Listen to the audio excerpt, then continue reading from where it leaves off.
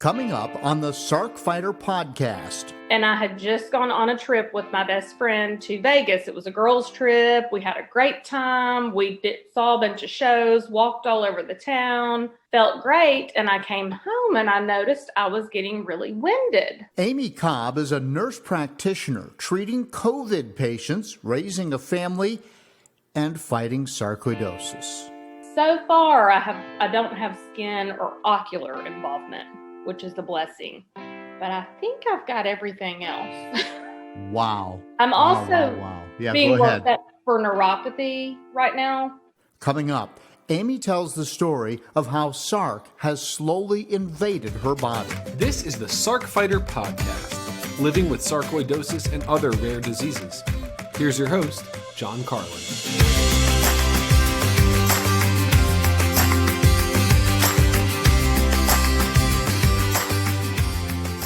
Hello and welcome to the Sarc Fighter Podcast. This is episode 26, and it is brought to you in part by a grant from A-Tire Pharma.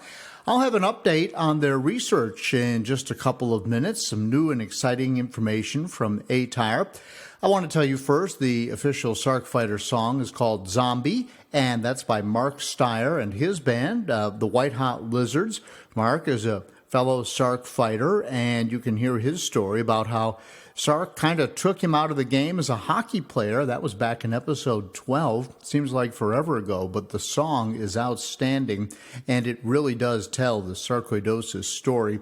Proceeds from the song will be donated to the Foundation for Sarcoidosis Research, and I'll have a link if you want to listen to the whole song in the show notes. And occasionally I just put the song on at the end of an episode, but I'm not sure if I'll do that this time or not. You'll just have to listen.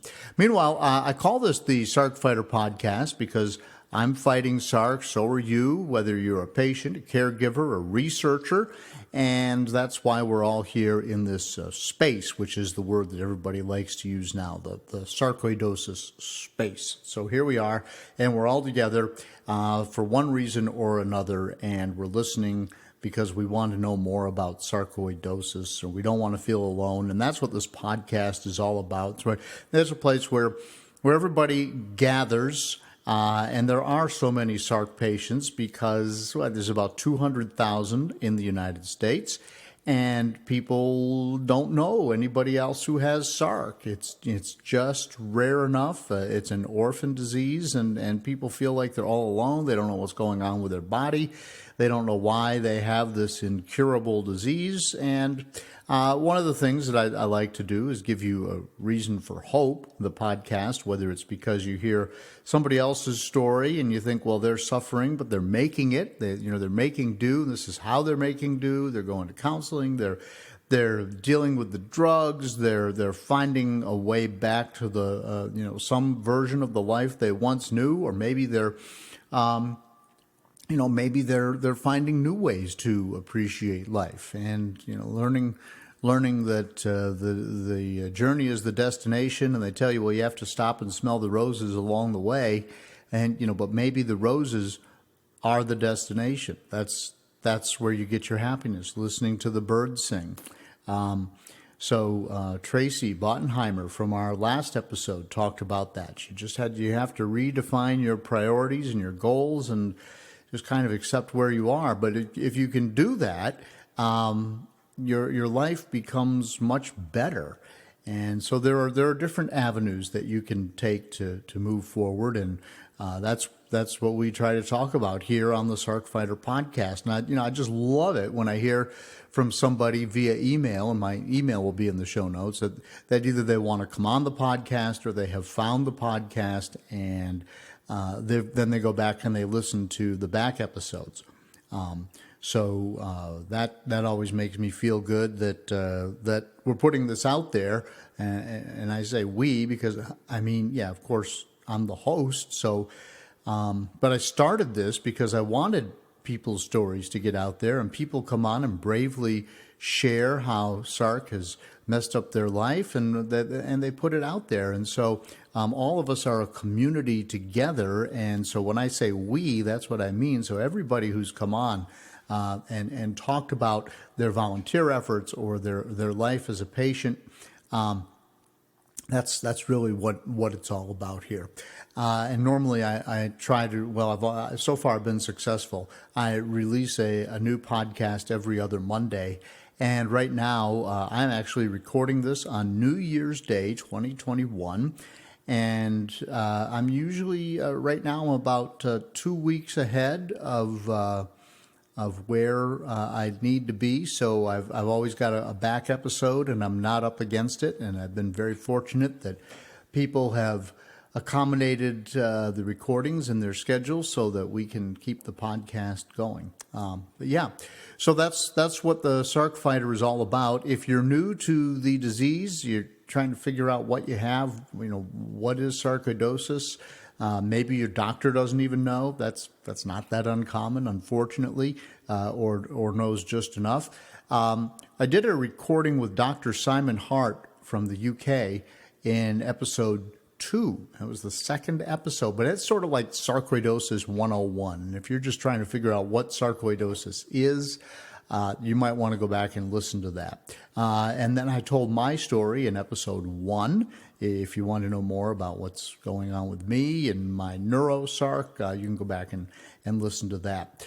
And then, of course, I'm working as a volunteer with the Foundation for Sarcoidosis Research. And if you want to learn about how the foundation came into being, episode 11 is an interview with the founders, Andrea and Redding Wilson. Andrea is the Sarc Fighter in that family, and they started the foundation from their kitchen table. And it's based in Chicago, and when she started having issues, there wasn't a place to go. You'd go and do a Google search and find, crickets. So, and now they're raising millions of dollars for research and all kinds of patient outreach and really just trying to help people. And so 20 years ago this year, 21 years ago, as we get a little further into the year 2021, Andrea and Redding dug in and started FSR, and you can listen to their story in episode 11. And then I just have to add that in late 2020, FSR added a new CEO named Mary McGowan, and that's episode 22. She's got a lot of experience in the nonprofit healthcare space. There's that word again, but she's worked in the nonprofit healthcare area for most of her life. I didn't want to say space again. And we are expecting, I expect that she is going to be able to take FSR to new and better places and help even more people. And that's fantastic. So if you want to meet Mary, it's episode 22. Now, as I mentioned, aTyr Pharma has been a presenting sponsor for the podcast. And when we talk about hope, this is one of the areas we look at. Funding for new research is funneled through the foundation, and aTyr is receiving some of that. And Sanjay Shukla, Dr. Shukla, is the CEO of aTyr. I interviewed him in episode 17, but they are reaching the next phase. I just got the email in the trials with their drug.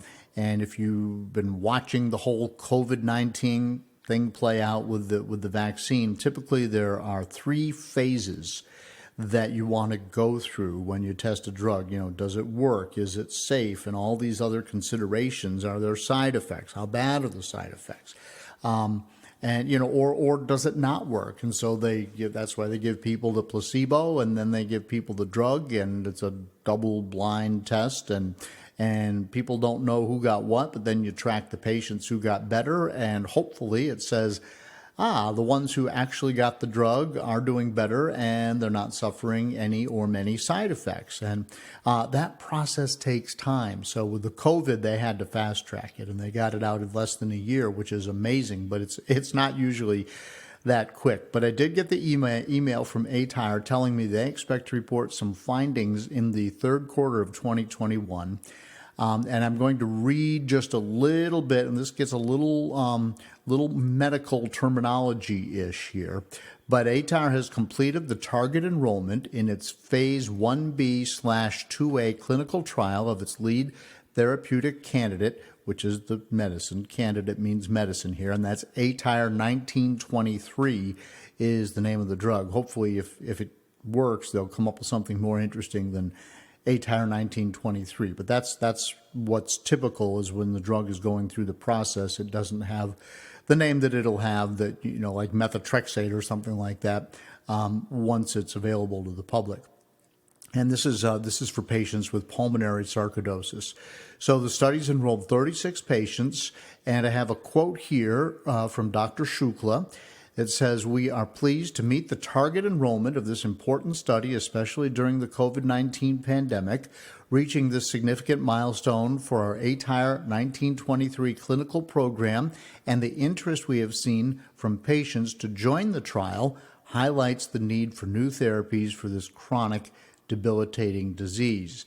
And he continues, "We look forward to sharing the results in the third quarter of," it says here, next year, but I received this in late 2020, so this year, 2021, which will provide meaningful insights into A-tire 1923's therapeutic potential in patients with pulmonary sarcoidosis and other major immune-driven forms of ILD. Now, I will post a link to the entire news release here in the show notes, but it goes on to talk about the different things, tolerability, the efficacy of A-tire 1923, and I'm not going to get into all that. It's a bunch of medical terms in here. But the nice takeaway from all of this also is that A-tire 1923 might actually help people with COVID-19 because of the respiratory complications. And so if there is some way that a Sarc drug can help COVID-19 patients, well, wouldn't that be wonderful? It'd be wonderful if anything would help anybody, but it's just interesting that maybe this drug that was targeting sarcoidosis patients could help COVID-19 patients. So that's one of the other things that they're looking at. And again, you can read about that in the news release that I'll put in with the show notes. Now, a couple episodes ago, I shared with you that I crashed my mountain bike. I went over the handlebars and I landed in a fallen tree, lots of sharp branches sticking up, had a big gouge in my leg. I mean, it was big and it was deep. I'm just going to leave it at that, right below my knee.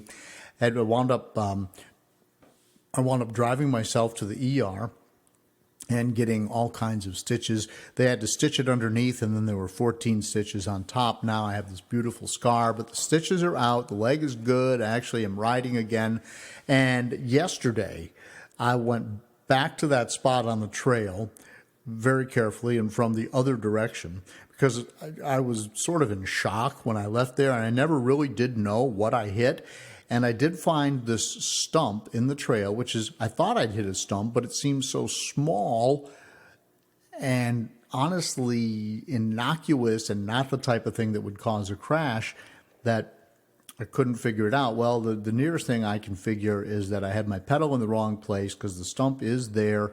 And I think that what I did is I hit the stump with my pedal, which the chances of that are slim and none, but that's the only thing I can figure out. But I'm back on the bike, and the weather is bad now, so I'll be doing a lot of cycling inside, and my wife has a Peloton. And I love these Peloton bikes. You can take classes, or they just give you scenery, and you can ride through the scenery. But you can also follow other riders, and I'm on there as Sarc Fighter. So if you're on Peloton and you want somebody to follow, just look for Sarc Fighter and follow me, and I will definitely follow you back. I think I have like 5 quote unquote friends on Peloton, but they're trying to make it a little bit of a social experience, and that would be cool. Maybe we could get a class with just Sarc patients sometime, or we can all sign up for the same class at the same time, and who knows. But anyway, I'm on Peloton. I have been for some time as Sarc Fighter. And then also, if you want, you can follow my cycling blog, carlinthecyclist.com, and I do have a series of posts in there on cycling with sarcoidosis, including, my journey through 2019 was tough with all the side effects of the medicines I was taking, and it was just sort of a downward spiral for the whole year, and I chronicled that with my blog, and you can check that out there. That might be interesting to you, even if you're not a cyclist. All right, coming up today, we've got my interview with Sarc Fighter Amy Cobb. Sarc hit her, as far as she knows. She was diagnosed in 2016, and Amy is a nurse practitioner. So she is actually one of these people that treats patients. A lot of times the doctor is busy, but they say, well, you can see the nurse practitioner, and I've done that more times than I can remember, and that's always a good experience. And so she goes in and she diagnoses and treats patients, and she can prescribe medicine, the whole 9 yards.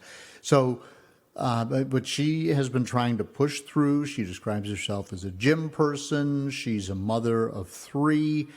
And all of a sudden, just doing regular everyday activities, she couldn't catch her breath. She couldn't figure out why. And of course, we all know that if she's on the podcast, it turned out to be sarcoidosis. So coming up, my interview with Amy Cobb. I feel like a zombie, just feeding and stumbling.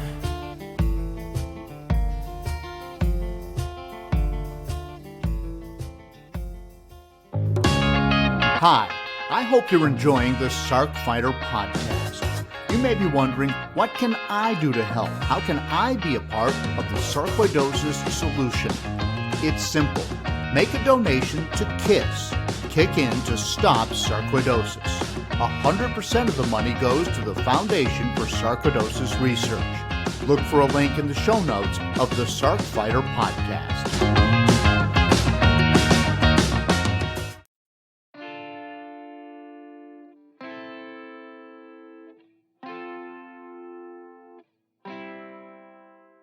Welcome back to the Sarc Fighter Podcast, and joining me now is Amy Cobb. Amy is a fellow Sarc fighter, and she's also a nurse practitioner, proving once again that it doesn't matter who you are, what your background is, sarcoidosis just doesn't care. Amy, welcome to the podcast. Thank you, and thank you for having me. And we are talking to you in not too far from Atlanta, Georgia this morning? Correct. Okay. If you've ever heard of the show The Walking Dead? Uh-huh. With zombies, I live in the town where that is filmed. No way. Senoia, Georgia, yes. Uh-huh. Do you see any zombies just walking around? We do. We have walker stalkers. People come from all over the country to tour our town, the locations where it's filmed. It's in its last season now. But that is our claim to fame. Uh-huh. That's great. That's great. Mm-hmm. And you have sarcoidosis, so I guess probably sometimes you feel feel like those zombies because yes. You know our theme song for the podcast is called Zombie. So yes. Well, anyway, I want people to hear your story. You have sarcoidosis in various places all over your body. Do you want to share some of that with us? Sure. I'll tell you where I have it, and then I can tell you how I found out I had it, if that sounds good. Sure. Yeah, that sounds great. So since I'm in medicine, we'll do head to toe. So I have some brain lesions that they assume are sarcoidosis, but they may not be. They have not been biopsied. So those are monitored with brain MRIs. I have esophageal dysmotility, and that is where my esophagus does not squeeze properly. And my esophagologist, which I did not know there was an esophagologist until I met him. He's a gastroenterologist who specializes in the esophagus. And does that make it hard for you to eat, or how does that present? Yeah. Okay. Yes. So, so when I tell you kind of my timeline, I'll tell you how they figured out I have that, but I'm going to do a quick rundown of where I have it. So I have esophageal dysmotility. In my lungs, I have granulomas, and I have something called bronchiectasis, which is where the bronchioles, if you think of your lungs being your trees and the bronchioles being the limbs, they should squeeze down when you cough so that you can push your mucus out of your lungs. And a portion of my bronchioles are kind of blown out like a balloon that's just kind of wobbly. So I can't always squeeze out my secretions. So I take Mucinex, they say twice a day for the rest of my life for that to help prevent pneumonias. My pulmonologist said that is because of my sarcoidosis. So the lung granulomas are not really causing any problems. I don't have any pulmonary fibrosis yet, thank goodness, but I get the pulmonary function test to monitor for that. As for cardiac, I have some pulmonary hypertension that shows on my echocardiogram, which is an ultrasound of the heart. I have not had the right heart cath that confirms it, but I do go see a pulmonary hypertension specialist once a year, and he's monitoring me for that. And he said that's from my sarcoidosis.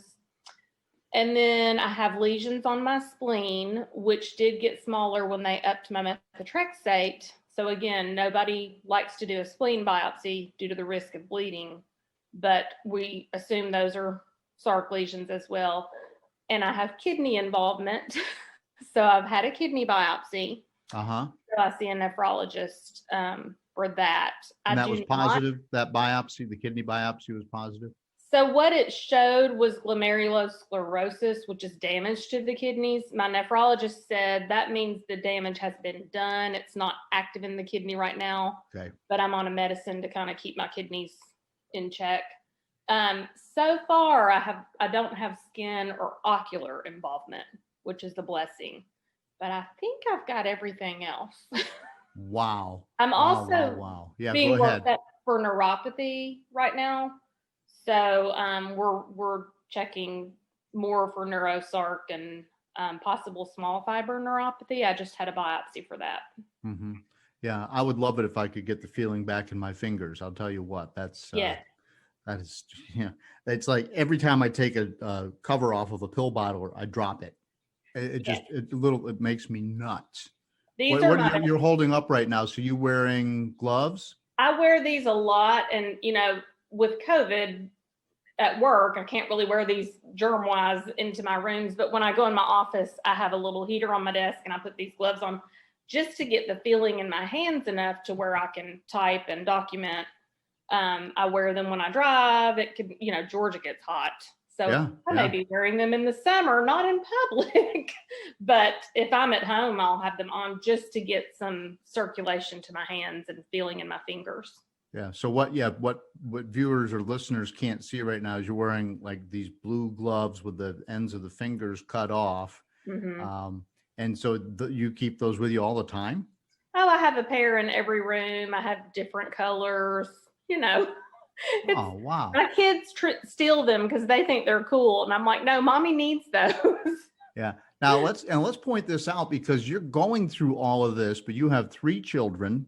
Yes. You're a nurse practitioner, so you're working on patients. Yes. And it's COVID times, so you are probably just right out straight all the time.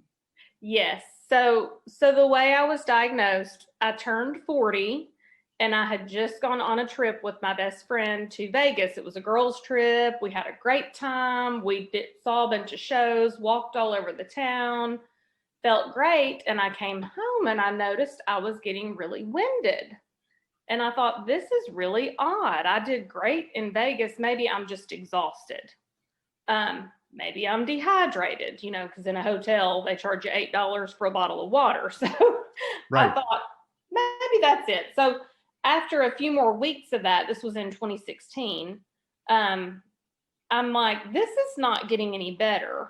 And I started running low-grade fevers, and I was exhausted. I'm a go, go, go person. And I would notice I would be at work thinking, okay, I've got 3 more hours, and then I've got to, do my second shift, which is motherhood. Mm-hmm. Go home, get the kids fed, bathed, all that stuff, and then I can go to sleep. Like I would count down the hours until I could go to sleep. And I had never felt that way in my life, on top of being winded and coughing. Wow. So it took about 3 months and several specialists and a chest CT and a brain MRI because during that period also my face went numb on one side and I was having trouble getting words out. Like I'd come out of an exam room to tell my nurse to give a shot, but I couldn't remember the name of the shot or I was having this brain fog. Fog, yes. Like, what is going on? I'd look at a family member and I couldn't remember their name. So I'm like, okay, something's not right. So long story short, I got a call on a Monday at work with my brain MRI and chest CT results. And they said, Amy, you have lymphoma and multiple sclerosis. And I was supposed to work 12 hours that day. They said, you need to see a neurologist and an oncologist ASAP. And my youngest child was 4, my middle child was 6, my oldest was 12. And I'm like, wait a minute. Because as a provider, I'm used to giving the news, not receiving the news. And that was not really on my radar at all. Long story short, I do not have lymphoma. We don't think I have MS. My neurologist is looking at that, just kind of making sure again, since I'm having more numbness. So I'm having more MRIs in January, but he doesn't think that's it. He thinks it's all sarcoidosis related. So how did they eventually get to sarcoidosis? Okay. So I called, so I work in medicine, so I have an advantage. Right. So I called the oncologist that I work with and was like, hey, they say I have lymphoma. And he's like, no, you don't have lymphoma until you have a biopsy. Go to the lung doctor and get a biopsy because all the lymph nodes that were big were in my chest. So probably like many of your listeners, I had a bronchoscopy, which is like a colonoscopy of the lungs. Right. You know, they go down. My biopsy was inconclusive. So he called me and said, I think you need a mediastinoscopy, mediastinum, what is it? You know, where they take it out of your mediastinal nodes. Yeah, right. Where they put the needle in? Is that what you're talking about? Yes. In your sternum, yeah. In your sternum, yeah. Mm-hmm. Yes. The word is escaping me because of my brain fog. Well, it's brain fog. That's what we're all used to that. You know what I'm talking about. And I said, I don't really want to do that. Remember, I'm 40 with a 4-year-old at this point. I'm like, I don't, because I would have to go to a cardiovascular surgeon to have that. I was like, I think I have a big lymph node here above my collarbone. Can we check that? So we did CAT scan and ultrasound to make sure it was big enough to get a biopsy that would be effective. So a general surgeon I work with actually did general surgery, put me all the way under and removed the entire node instead of just doing a biopsy. Okay. And it came back positive for sarcoidosis. So that was the non-caseating granuloma. Granulomas, yes. And that's always a positive. There's no, once you have that, then it's sarcoidosis. There's right. No and so other I was option. Given this quote unquote fantastic news that I do not have lymphoma, but I have sarcoidosis. And in my career at that point, I had treated a few patients who had it, but not many. I was still looking things up about it myself. And I didn't know anybody personally at that moment who had it. You know, I had just seen some people over my career. And so I started high dose prednisone, and we all know how that goes. Right. How many milligrams? Do you remember? 60, yes. 60, yeah.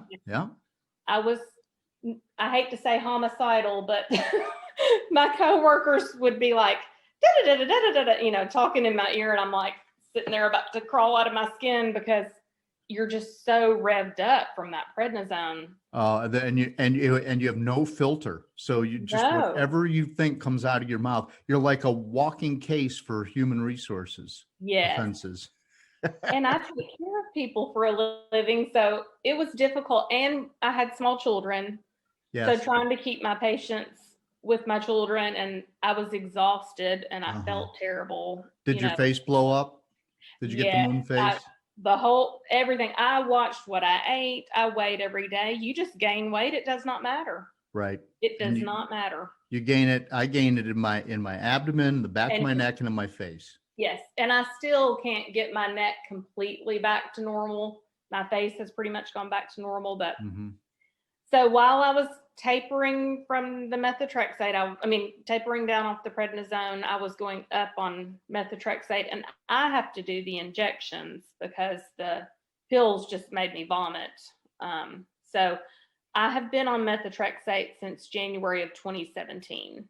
And I have tried to wean off. And anytime I've tried to wean off, it seems to have shown up in another organ.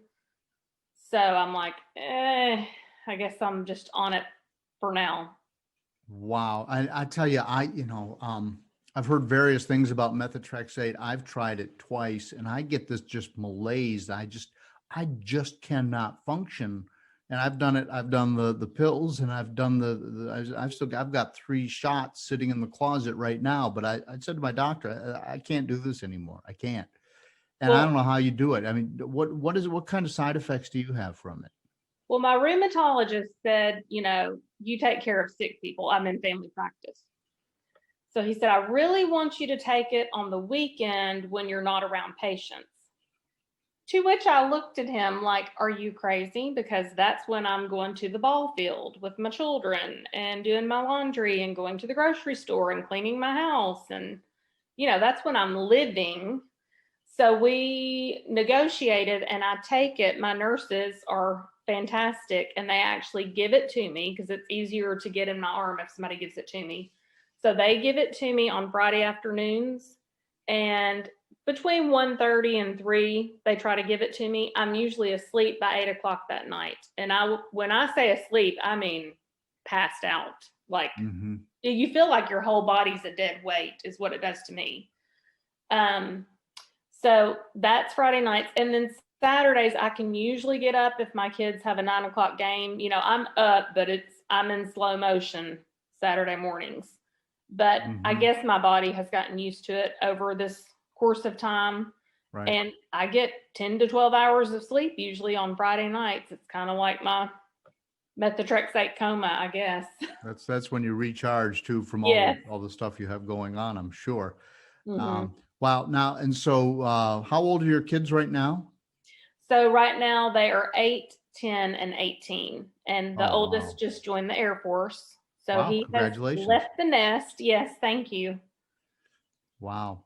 And so you've got 2 little ones now with COVID. Are they still doing team sports, or is that curtailed? How's that worked? Soccer was cut for now. Baseball has been up and running. I'm actually helping the dugout, being in the medical field. They like having somebody medical in the dugout. So, but we hand sanitize all the hands when they come in the dugout.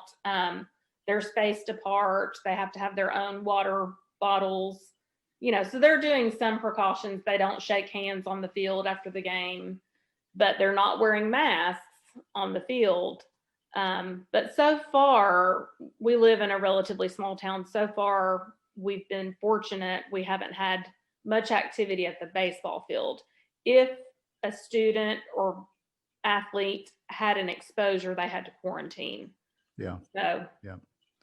Okay, but the team still goes on. That is, as long as you've had one person, that person just quarantines and doesn't come. Correct. To the game. That's what we have done. Yeah.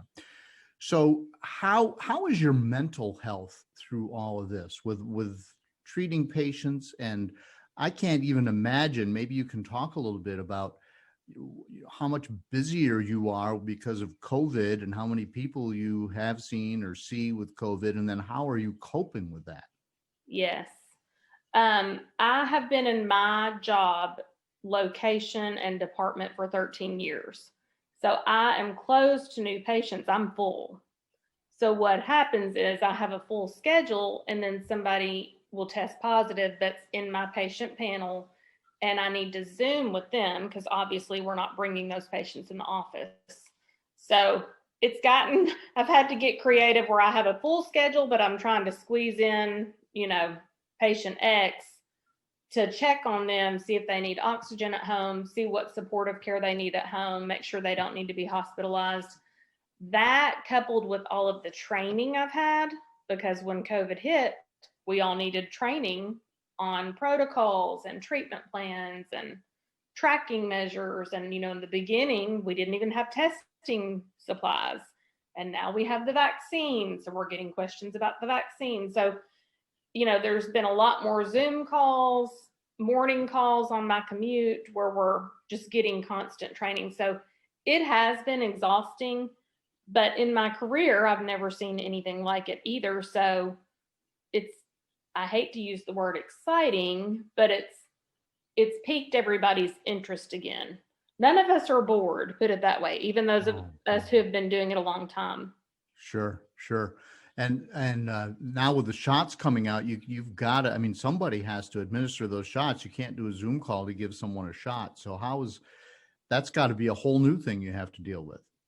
Right. So we are just immunizing the healthcare workers and long-term care facility residents right now in phase 1A. So I've had my vaccine. I took the Pfizer vaccine. I've had my first dose and I felt fine with it. I encourage your listeners to speak with their own providers and come to a decision for themselves. But personally, I felt fine with mine. Right. The news, it'll be a couple of weeks from the date that we're recording this before people hear it. But the news as of this morning is that the rollout is much slower than anticipated. Are you seeing that in the medical field? Yes.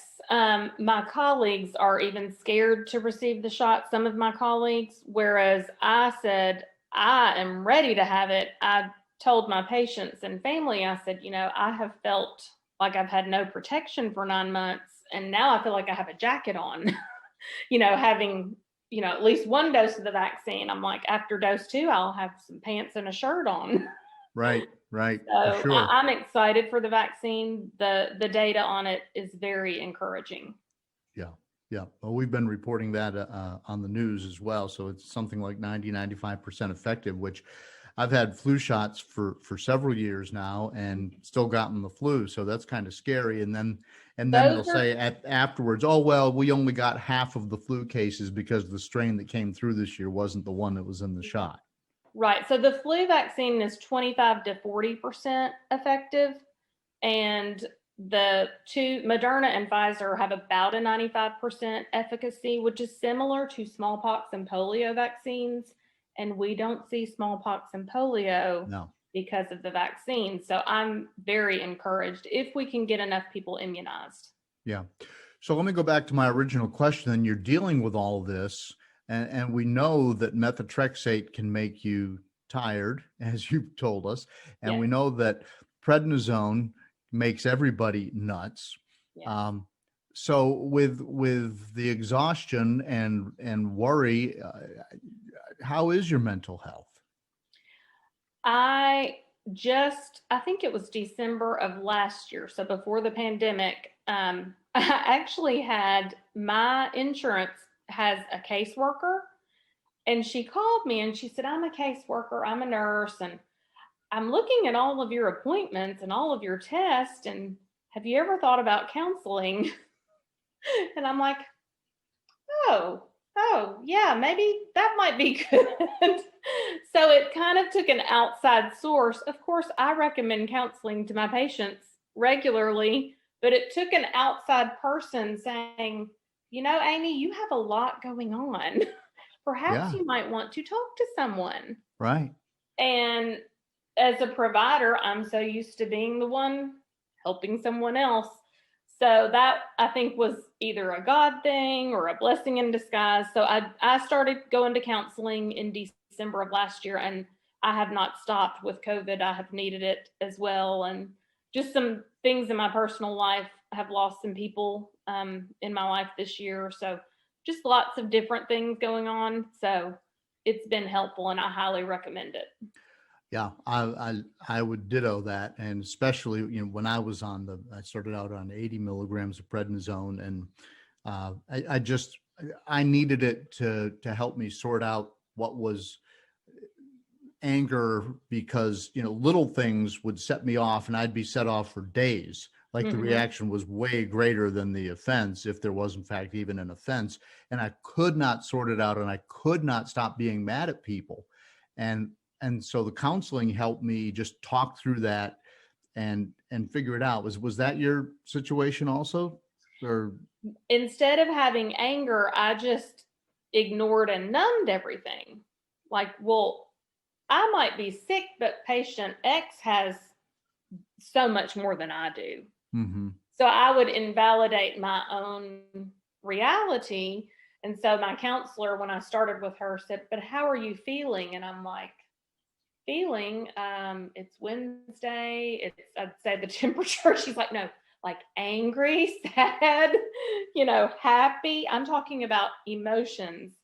And as a mother, as a parent, as a provider in healthcare, as all of the things that we are, my parents are aging and live down the street.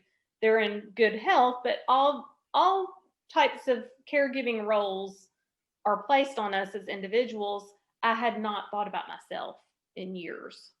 So it was good for an outside source to say, you are a person, you have emotions, what are they? So journaling has actually been very therapeutic for me to kind of just identify what am I feeling and why, and start looking into that. You know, we've done a couple of different things. Jim Kuhn, who is also an advocate, and I should point out that you're an advocate with FSR, as am I. And then Jim Kuhn has been on the podcast a couple of times, and he is one of the people that patients can call and talk to, and he's had to retire because of Sarc, but he really talks about self-care and giving yourself permission to get in touch with what's going on with you. And I hear you saying that you were putting up walls and that you thought you were immune to all of these emotions, but you were just bottling it all up. And that had to have been liberating to realize you didn't have to do that. Absolutely. Absolutely. Yeah. In fact, my therapist said, you should try screaming. Really? And I said, well, when? Because, that would scare my children. She said, well, you commute, just do it on the interstate. And so I've tried it and it's very effective. So really, just scream. So you're driving down the interstate and you're screaming? Yes. In fact, she said, you need to do the high-pitched scream, almost squeal, and then you need to do the low-pitched growl. And it works because you have, anybody who has a chronic condition, I don't care what it is. It's not that you're necessarily, why me, but it's frustrating because we didn't do anything to get this. Right. Like there's not a choice that Amy made or that John made that caused your sarcoidosis. Right. And for those of us who like to be in control, it's frustrating. Mm-hmm. Well, So, and when you're busy, you have to be in control because you have to get to the next thing. yeah, It's- I'm it's juggling just- all the You're doing balls. all that. And your kids are, they've got to be fed, and the Mhm. patient has to be seen, and the prescription has to be written, and so you just have to take control, and you're used to being in control, and then all of a sudden, boom, sarcoidosis, and you don't feel well, and it's just so frustrating, isn't it? It is. I have a massage therapist I've been seeing for years, and she's very intuitive. She said, well, Amy, I think God gave you something that you couldn't diagnose yourself and that would slow your rear end down. Well, I said, I think you're right. now let's talk about that, because some of the people who've come on have talked about having their rear ends slowed down, and these were people who were extremely physically active. Yes. What could you or did you enjoy doing before that you can't do or don't do now? Well, I've played soccer in my childhood and even in high school. I didn't play in college, but once I had children, I started coaching soccer, and I've always been a gym goer. I've always been an exerciser. I wasn't doing, marathons and cycling these long events, but just I'm an active person. Mm-hmm. So in the beginning, that probably was cut short, but I've already picked back up into that because that's just part of who I am. And of course, we all feel better when we exercise. But just, I was the one, if somebody had a baby, I took a meal over. If somebody lost a loved one, I'm the one who ordered the flowers or whatever. And I've had to realize, one of my people in my circle said, Amy, you can do anything, but you can't do everything. Right. And Right. so just giving myself grace that some things just really aren't that important, and to take care of the people who matter most, and, stop some of the trivial, not that those activities are trivial, but realize that I have needs as well. Mm-hmm. So we've talked about, so you've got this esophageal issue, and it makes it hard to eat. So are you drinking soup all day, or what is it that prevents you from doing easily? Right. So the way I realized that was even going on is I started having abdominal pain last summer. So 2019, we're at the end of 2020. This will probably air in 2021. But in the summer of 2019, I started having a lot of abdominal pain and bloating. And I work a little bit in our GI department. I cover when some of our providers are out. And so I don't have any family history of colon cancer or anything, but I thought this is not normal. So I went and saw a GI provider, and she said, well, let's just get a CAT scan, because when she pushed, my abdomen was tender. Well, when she did the CAT scan, that's when the spleen lesions showed up. And so methotrexate can cause lymphoma. So my rheumatologist's radar went up and said, wait a minute, that could be Sarc, but what if this medicine I'm giving you for your Sarc is causing the lymphoma we were trying to rule out in the first place? Yep.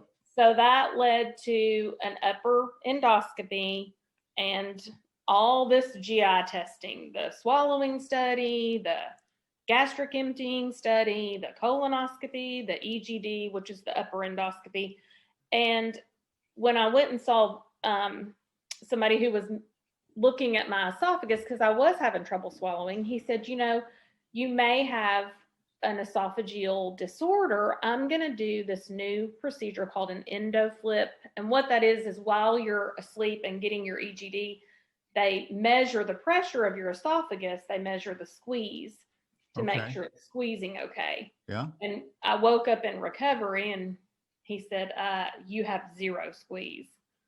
I said, okay, what do I do for that? And he said, there's nothing you can do. So I wasn't super satisfied with that answer. So that's when I saw the esophageal specialist, and he said, let me confirm that study because it's a newer procedure. I want to make sure that it was accurate. So he repeated that procedure, and he confirmed that I have no squeeze.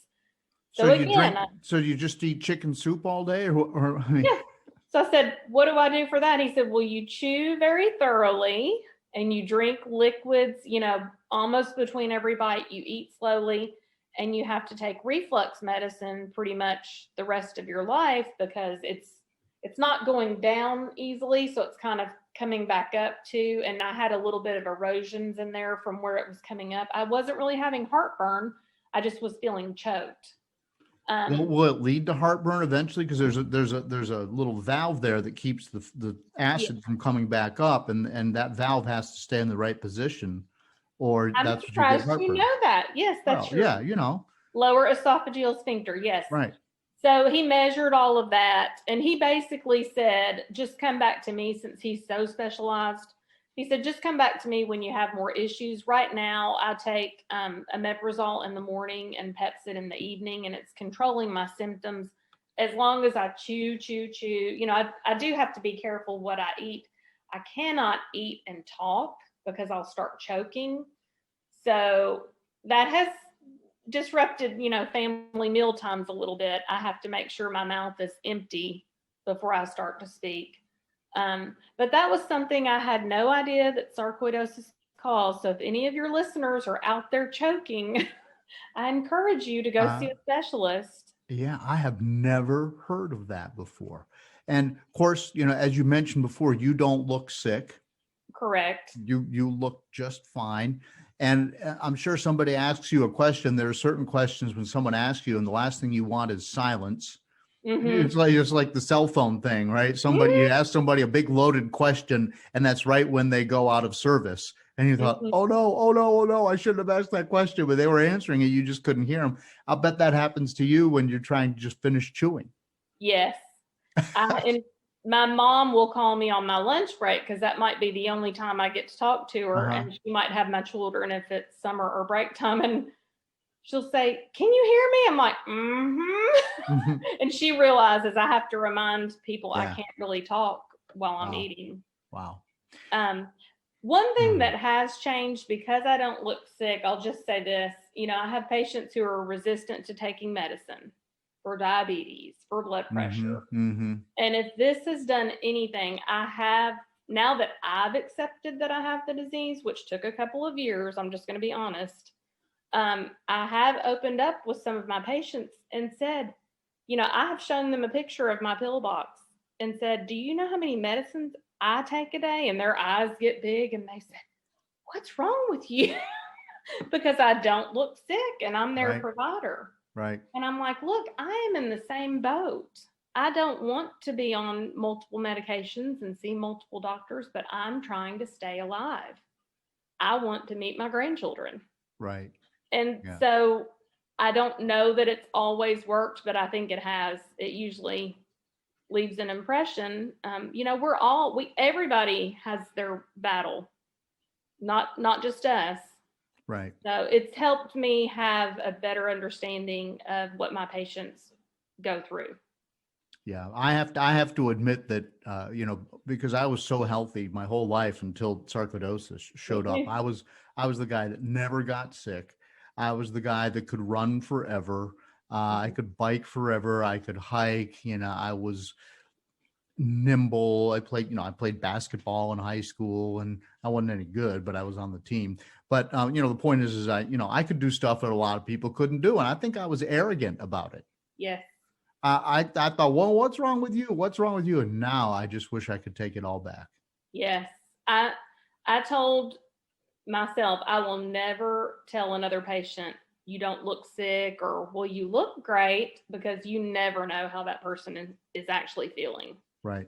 And you don't know what's going on underneath the surface. Right. And my doctors always say, Amy, you look great. And I want to look at them and say, do you want me to come in here with no makeup, my hair not done, with a cane? Because I can. Right. But right. I'm trying to live. I'm fighting. Yeah. And I think most of your right. listeners are fighting also. Right. Well, that's why I end this podcast every time, and I just tell people, keep fighting. Keep fighting. We are sarcoidosis warriors, but what do warriors do? They fight. So we're Sarc fighters, as it were. Yeah. So what do you think of your prognosis going forward? You're taking all these pills. You've got this sort of advanced level of Sarc in your body. What happens next for you? Well, it's been very difficult for my husband to accept, because we do have younger children, and he doesn't work in healthcare. So, we had to have some sort of, not end of life conversations, but some very real conversations. I kept telling him I want to go get our wills made. And he said, yeah. And I said, no, this is important to me. That doesn't mean I think I'm dying, because I don't. And I will fight every day not to. But I want to have things in order. And so we're finally able, 4 years into this, to have some of those conversations. So we were able to go get our wills made last year before the pandemic hit. So I'm not planning for death. That's not on my agenda, although it will happen to all of us. But I just get up each day and try to focus on what I'm grateful for and what I'm able to do. I hope to work as long as I can. I do keep a binder, and this is something I recommend for all your listeners. I keep a binder. Mine's about 3 inches, of all my CAT scans, MRIs, echocardiograms, pulmonary function tests, because if I ever need disability, people think, oh, they'll get all my records, but most of us see so many specialists that even if you hire a disability attorney, it's hard to get all of your records. But if you walk in a courtroom with a binder and a list of your appointments you've attended every year for the past however many years, you will get approved much quicker than someone who does not have that paperwork in order. So I told my rheumatologist, I said, I plan to work as long as I can, but if I come in here and tell you I can't work, he said, I'll take you out. He said, all you have to do is say the word. Yeah. Wow. Well, and I tell you, there are not enough providers right now in the United States. Anybody who wants to go see a specialist is used to hearing, okay, yeah, we can see you in 6 months, 4 months, not tomorrow, which is when you feel like you need the help. Correct. So I would imagine if they took you off of the schedule and you've been there for 13 years and you've got patients that you see and are used to seeing you, that's a hardship for a lot of people. It is. Yeah. And that keeps me going. I keep fighting for my family first and foremost. Right. But for my patients too, they keep me going. So we have a symbiotic relationship. I fight for them as well. Right. Well, Amy, anything else about your sarcoidosis that you want to share with the listeners on the podcast today? Well, there is a documentary being made, and I don't know if you have checked that out, but there's the 11-minute version on Amazon Prime that's free for viewing now, and it's called Surviving Sarcoidosis. If you just search sarcoidosis on Amazon Prime, you can find it. The woman who created it is a Sarc warrior, and she's based out of Louisville, Kentucky, which is interesting because I lived in Kentucky for 18 years of my life. She wanted me to guide your listeners to the actual website for the film, which is purpledocumentary.com. We also have a Facebook page that is about, I think it's Sarcoid Awareness Film is the group. I'm getting ready to look on Facebook and tell you. Sarcoid Awareness Film, yes, that's the group.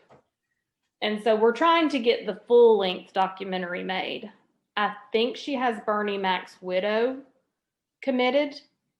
I think she has Karen Duff committed. So some celebrities that are committed to the project. And it should definitely raise awareness.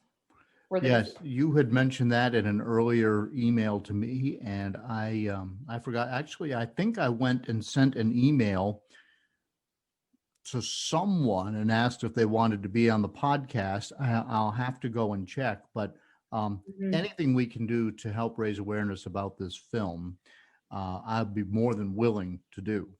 Well, I watched the film first, and then I invited my children to watch it because they know a little bit, but they don't know much. They know mommy goes to the doctor a lot. Mommy sleeps with oxygen. Mommy gets short of breath sometimes if we're going on a hike. But they know mommy takes a shot every Friday. Mommy takes a lot of medicine, but they don't really know what it is. It's just, it's hard for adults to understand, much less children. But if you get a chance to check out the 11-minute version, she did a great job with very little budget. Wow. Okay.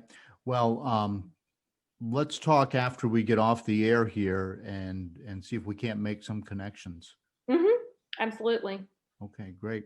And do you appear in this at all? Have you? I'm not in the short film, but she plans to use me in the long version.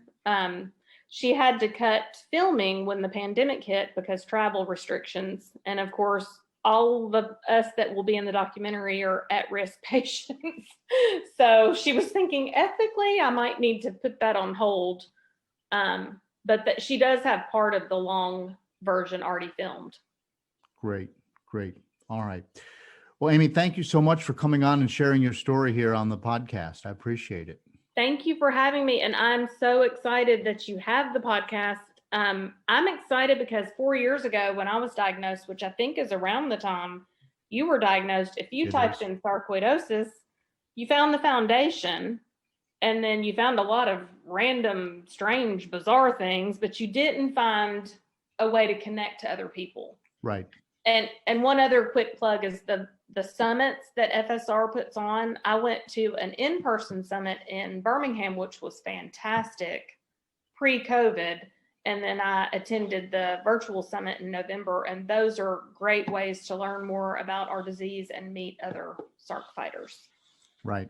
So I participated in the second summit this year. I moderated a group discussion, and I can't wait until COVID is over and we can start doing in-person stuff again.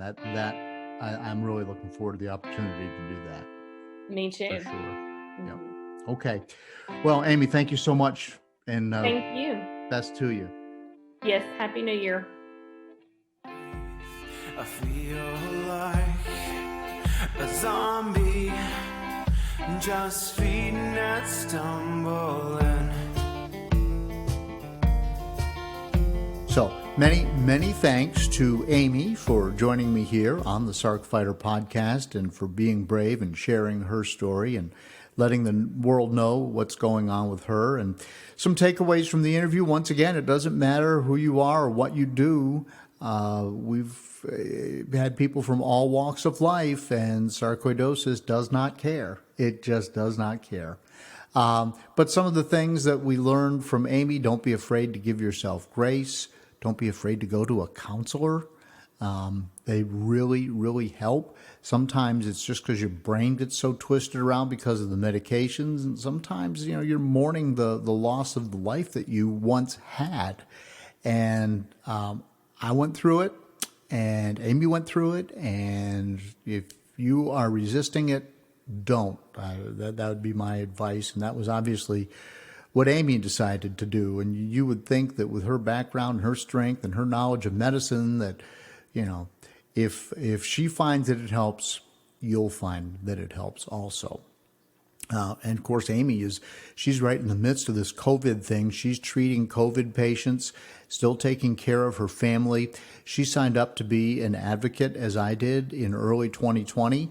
But she hasn't been able to do anything because her office is just wall to wall treating people with COVID or doing it virtually or, whatever. But I mean, the caseload is just, has increased exponentially. So, but she's right in the midst of the medical fight. And then the other thing is this documentary that she mentioned. I've just recorded my interview with her, and I have not had a chance to watch this 11-minute documentary about sarcoidosis on Netflix. I'm going to do that, and I'm sure I'll be talking about it as the show evolves in 2021. And I'm going to follow up and see if there's any way that the Sarc Fighter podcast can help out with that documentary in one way or another, raising awareness, or I don't know what fundraising might look like, or what they need, or patients to interview, or whatever it is. But I just want to put it out there that anything that advances the cause of fighting sarcoidosis or treating our sarcoidosis or making people live with it a little more easily. Anything we can do here, that's what this podcast is all about. So I'll be reaching out, and then hopefully something will happen with that as we progress through 2021. Again, it is New Year's Day that I'm recording this, and you'll be hearing it a little bit later in the month. But so it may be a bit before I know anything about the documentary, but I'll keep you posted on that, and look for a link in the show notes as well. I've been listening to podcasts about podcasting, and the advice that we hear from people is, if you like the show, would you please just tell one person who's in this sarcoidosis space about the podcast, and we can gain one more person who's either benefiting from it or helping to advocate for it, or maybe wants to tell their story, whatever it is. But if you wouldn't mind, just tell one person. In fact, I received an email this morning from the Podbean folks, that's the hosting service that I use, that the Sarc Fighter podcast is in the top 10 in the medicine category in the UK. What? Right? I mean, no way. It ranked 7th in the UK in the medicine category. Now, for all I know, there's only 10, but I'd like to think that there's, it's a pretty popular category, and so the fact that the podcast is in the top 10, I'll take that. I'll take. When I first opened the microphone and started talking, I didn't know if anybody was going to listen to this. So that was just a really neat find that just was one of these, one of the statisticians from Podbean. I'm sure it's auto-generated, but they look at the data, and lo and behold, there it was, and I'll take it. Please send me an email if you like the show, if you have some thoughts on the show, maybe you want to appear on the show, tell your story. It's in the show notes as well. Follow the Sarc Fighter on Instagram and on Facebook. And on Instagram, it is the Sarc Fighter with the word the. And on Facebook, if you just search Sarc Fighter, you'll find my Facebook page. And thanks once again to Amy for joining me here today. Happy New Year to all of you. It's very early in 2021 as you're listening to this. And let's hope that it'll be better than 2020 for all of us. Until next time, keep fighting. Learn to suffer, you feel pain sometimes.